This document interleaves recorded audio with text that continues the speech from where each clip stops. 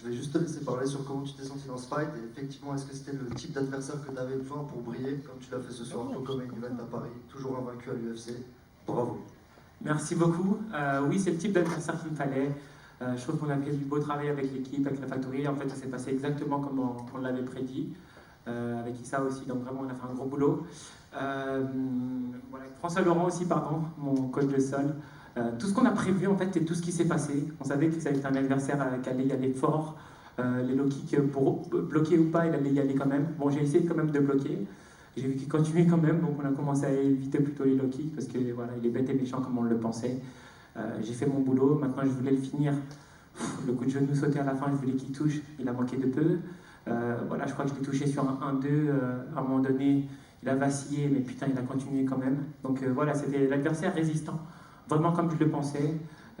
J'ai fait le combat que je pensais, et voilà, maintenant je pensais le mettre KO au deuxième. Je pense qu'il a fait un gros travail au niveau du cardio parce que malgré la fatigue, soumission qu'il a essayé, j'ai résisté longtemps. Je me suis dit, bon, je vais continuer comme ça, je vais le laisser serrer. Il va se fatiguer, congestionner, mais il a continué d'être fort et dur et continuer. Donc voilà, c'est comme je le pensais. Et c'est quoi la suite pour toi? Tu as un nom en tête ou qu'est-ce que tu aimerais? Diego Lopez, voilà, mon adversaire a battu Diego Lopez. Moi, j'ai battu cet adversaire. Donc je me suis dit, la suite logique, c'est à mon tour de battre Diego Lopez. Une bonne 3 ou pas, je n'ai rien à foutre, je veux la suite. Merci. Merci à toi. So, there weren't many of us who believed you could win, William, but you did. Congratulations. William said, "We did a lot of great work with my team. Everything went as we predicted. Everything we predicted happened. We knew he was a good opponent. He obviously did a lot of cardio work. I thought I was going to knock him out in the second round, but he managed to resist. I thought he'd tie up, but he didn't. And then the question was regarding the next opponents, who would be Diego Lopez. Bonsoir, William. Ça m'a léger pour cette performance. Comme disait Pierre, il y a peu de personnes qui croient en toi pour ce soir contre Brito. Est-ce que tu penses qu'on va enfin mettre du répit sur ton dos? Bien sûr, le respect, je l'ai gagné. Je l'ai gagné avec le travail, je l'ai gagné avec la performance et avec le cœur que j'y ai donné. Voilà, le combat était dur, mais je pense l'avoir fait vaciller une fois ou deux. Donc je suis bien content d'avoir résisté et qu'on ait fait un beau combat comme ça. C'est bon aussi pour ma carrière. Des combats difficiles comme ça forge et ça prépare pour la suite. So, again, no one thought you could win.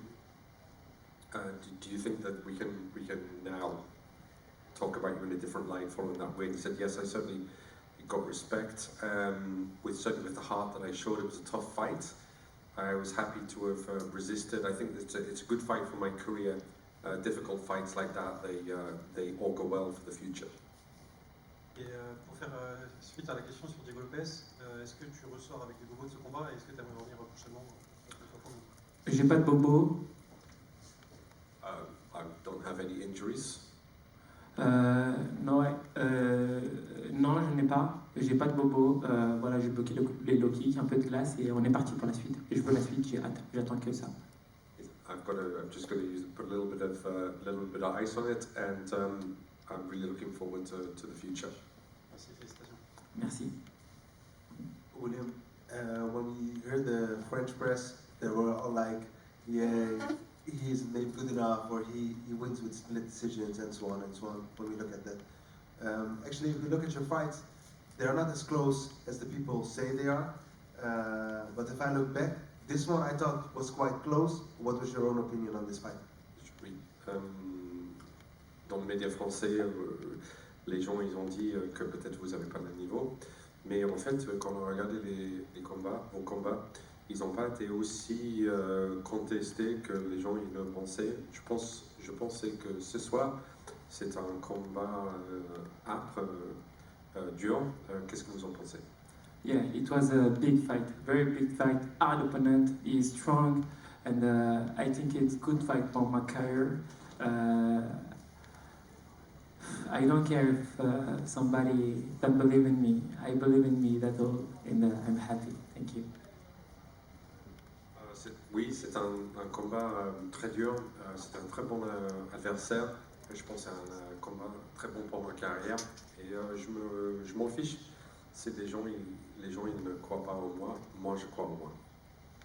My second question and also my last question is, when we look at the French MMA scene, there's a lot of critics also from outside that the level in France with training is not that high, that it would be better for French fighters to look outside of the country.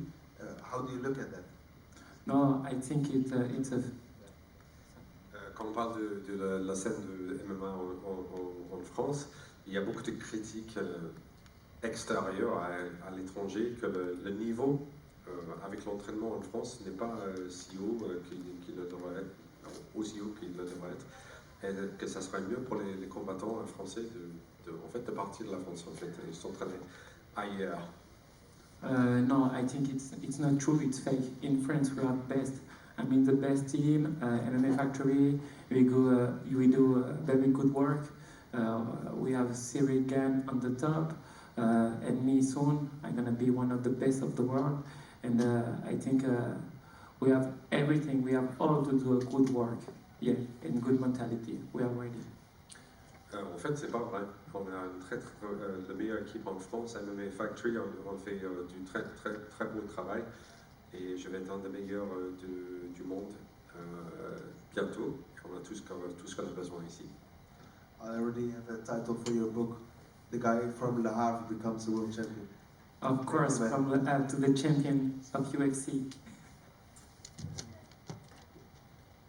William, félicitations. Je voulais que tu reviennes avec nous un peu sur la pesée, la façon dont tu as agrippé la main. Qu'est-ce que ça t'a... T'es quel média, toi? Aïe, aïe, aïe. Ouais, t'es quel média, toi? Olivier, Box Mag. Ok. C'est pas toi qui avais fait des problèmes l'année dernière avec Morgan, non? C'est-à-dire? Je sais plus, c'est quel média l'année dernière qui a déformé mes propos, qui a mis un coup de presse à Morgan? Ah, là, il n'y a plus personne. Hein. Ouais, c'est pas grave, on passe à la suite, pardon. Ok, donc est-ce que tu peux revenir avec nous là, sur cette action un peu à la pesée? Ouais, ben écoute, il a fait le con. Oui. So can you just take us through what happened at the weigh-in, please? Oui, il a fait le con. Il m'a tiré la main. Je trouvais que franchement, c'était une très mauvaise action parce qu'il me tend la main pour me serrer la main et tout d'un coup il me tire le bras. Je me suis dit, il veut me déboîter l'épaule, il est con ou quoi? Et du coup, je suis du genre à garder mon calme. Je me suis tout simplement dit, tu vas le payer, toi, je vais t'envoyer des bons coups. Bon, c'est ce qui se passait, il m'en a envoyé aussi, mais j'espère que je me suis bien vengé. Ok, merci. Merci à toi. So I'll tone the language then. He was a bit of an idiot. He pulled my hand. He put his hand out to shake it, and then he pulled it, and it was like he was going to dislocate my shoulder. But I'm the sort of person who keeps calm, and I just said, we're going to pay for that, and that's what happened. He gave me a few blows, but I think I took revenge. William, voilà, je faisais partie des gens qui doutaient, qui n'étaient pas sûrs et qui pensaient que ça allait être chaud. Désolé et vraiment magnifique, c'était incroyable. Comment est-ce que tu te prépares à ce combat quand tu sais, ce que le gars représente, il était censé combattre Daniguet, c'était un mec qui arrivait dans le top 15, il était monstrueux. Comment tu te prépares? Parce que c'est ce gars-là, il y a la pression et tu sais que ça va être une guerre parce que c'est un finisseur. Déjà, t'as pas à t'excuser parce que...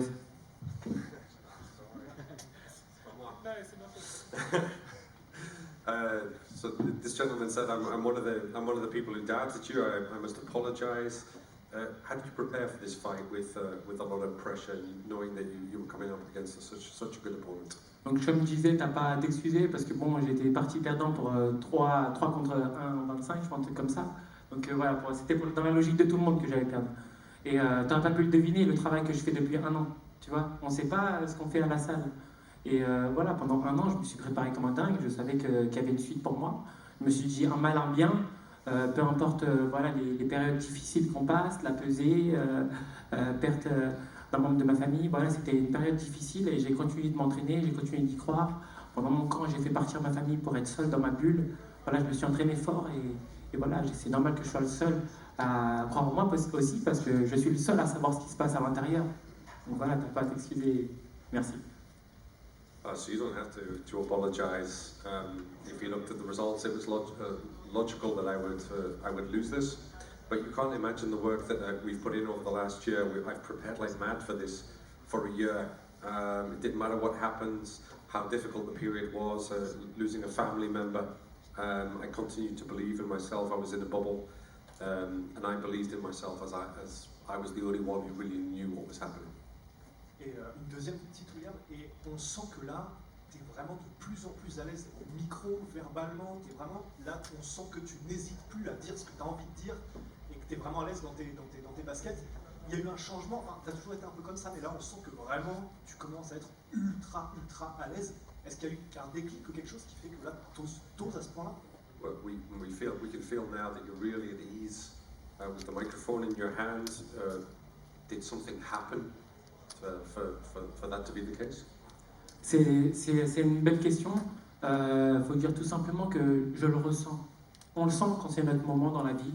Et je pense avoir eu assez de temps pour m'ouvrir et trouver qui je suis, continuer dans ma voie, passer des moments difficiles, parler avec mon équipe, être en accord avec moi-même et tout simplement devenir champion du monde. C'est mon destin, c'est ce que je veux et c'est ce qui se passera.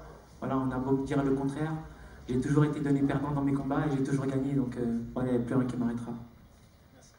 So it's a good question. You just feel when it's your moment it's your time in life. I've had enough time to open up and find out who I am. I'm going to continue on my way, be true to myself, speak with my team, and being world champion is my destiny. Nothing and no one is going to stop me. Salut Olivier, Lorenzo pour Actu MMA. Déjà félicitations pour ta victoire. Je voulais savoir, est-ce que tu penses que c'était le combat le plus difficile de ta carrière jusque-là? And congratulations, do you think it was the most difficult fight of your career so far? I don't know. En français, pardon. Oh là là, non, je pense pas que c'était le combat le plus dur de ma carrière. C'était l'adversaire le plus dur de ma carrière. Mais on était tellement préparés avec l'équipe que ça n'a pas fait le combat le plus dur de ma carrière. Tu vois ce que je veux dire?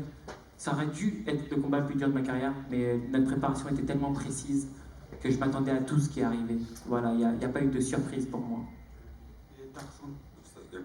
No, I don't think so. It was my toughest opponent, but we were so well prepared that it wasn't the most difficult fight that I've ever had. It could have been, but we were so well prepared and we prepared for everything that that could be expected.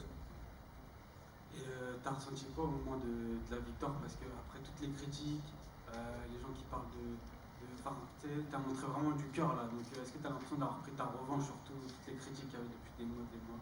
And how did you feel when you won all the criticism that you've had after a number of months? Did you feel you'd taken revenge or you'd avenged those criticisms? Je continue à prendre ma revanche sur la vie, mon gars. Tu comprends? Je continue à prendre ma revanche sur la vie. C'est-à-dire que pour moi, c'est un début. Mais voilà, on a douté de moi sur tous mes combats. Donc la revanche, je la prends petit à petit et j'ai pas fini de la prendre. Vraiment. Je pense qu'on doutera encore de moi. Mais le respect, il sera là maintenant.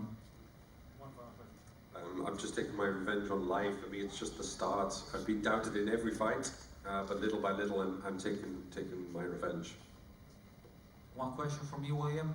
I'm hearing a lot of people, especially from the French media, not believing in you, saying, even admitting, I thought you were going to lose. What's going on here? How come that these guys don't believe in you as they do in their other different fighters? En fait, pourquoi le média français ne croit pas en vous? Because I think in all my last fight, I give 40% of my capacity. Now I give more, and I hope they start to believe in me. So it's my fault if they don't believe in me, but it's just the beginning, I hope.